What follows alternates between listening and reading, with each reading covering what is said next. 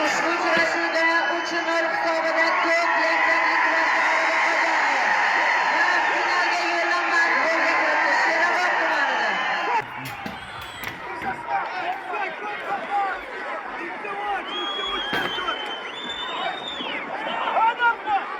Gilamdan vot.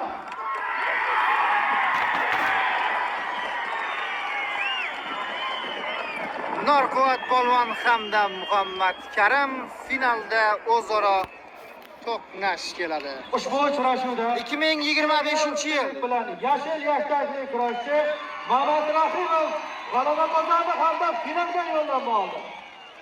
Hurmatli kurash muxlislari, mana to'g'ri chiqdi. Mamad Rahimov Oltinsoy tumanidan Yana mutlaq finalda vaznda final uchrashuvi. kim kutgandi? Muhammad Karim hamda Norquvvatni. Demak, travmalar sababli o'z-o'zidan g'olib bo'ldi.